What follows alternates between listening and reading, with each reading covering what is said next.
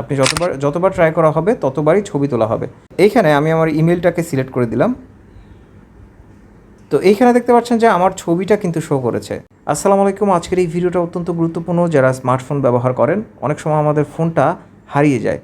তো সেই ক্ষেত্রে ফোনটা খুঁজে পাওয়ার একটা ব্যাপার চলে আসে। তখন আমাদের ফোনে অত্যন্ত গুরুত্বপূর্ণ অনেক তথ্যাদি থাকে, যেগুলো রিস্টোর করাটা অত্যন্ত গুরুত্বপূর্ণ হয়ে যায় আমাদের জন্য। তো আজকে দুটি সফটওয়্যারের সাহায্যে দেখাবো যে আপনি চোরের ছবি কিন্তু আপনি কালেক্ট করতে পারবেন। তো এটা হচ্ছে গুগল সফটওয়্যারের সাহায্যে। আরেকটি সফটওয়্যার লাগবে।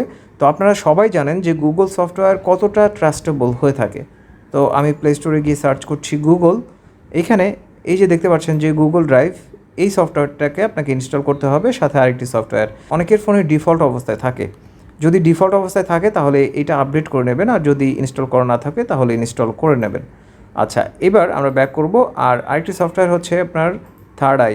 এই যে আইকনটা দেখতে পাচ্ছেন, এটা ভালো করে খেয়াল করবেন। এটাই হচ্ছে সফটওয়্যার। আমি সময় বাঁচাতে আগেই ইনস্টল করে রেখেছি।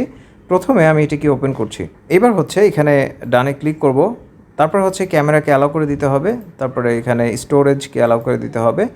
তারপরে এরকম আসবে, এটাকে ওকে করে দিচ্ছি। এবার এটা অ্যাক্টিভ যে অপশনটা রয়েছে এটাতে ক্লিক করতে হবে। অনেকের ক্ষেত্রে এমনটা হয় যে ক্যাপচা আসতে পারে। আচ্ছা, আমি এটাতে ওপেন করে এবার হচ্ছে এই যে এটাকে অ্যালাউ করে দেবো। এবার এটা ব্যাক করছি। অনেকের ক্যাপচা আসতে পারে, কিছু অক্ষর দিতে পারে বড় হাতের ছোট হাতের ভাঁজানো। তো সেইটা আপনাকে দিয়ে পরের স্টেপে আসতে হবে। আমার ক্ষেত্রে আসেনি, এই জন্য দেখাতে পারছি না। এইখানে যে থ্রি ডট মেনু রয়েছে এটাতে ক্লিক করবেন। এটাতে ক্লিক করার পর এইখানে দেখতে পারবেন যে গুগল ড্রাইভ। তো আপনি করবেন কি, এটা অ্যালাউ করে দেবেন। এটা অ্যালাউ করার পর আপনার ফোনে যে সমস্ত ইমেল রয়েছে সেই সমস্ত ইমেল এখানে শো করবে।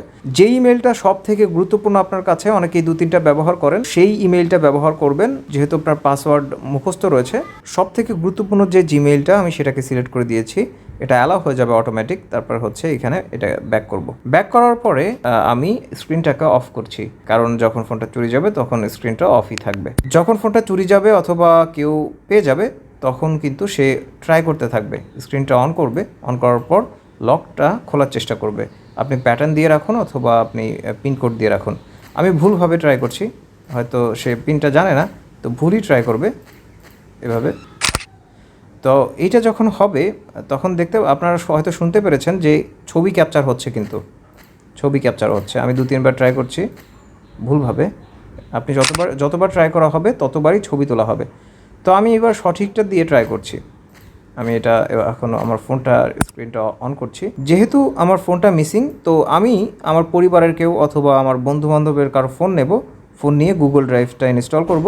তারপরে হচ্ছে আমার যেই জিমেইলটা দিয়ে আমার গুগল ড্রাইভ করা ছিল সেই জিমেইলটা আমি দেবো। তো সাধারণত বন্ধুর অথবা পরিবারের কারোর ইমেইল থাকবে গুগল ড্রাইভে।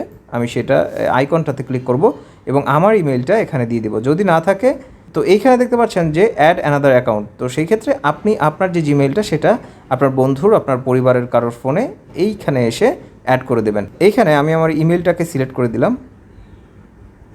তো এইখানে দেখতে পাচ্ছেন যে আমার ছবিটা কিন্তু শো করেছে।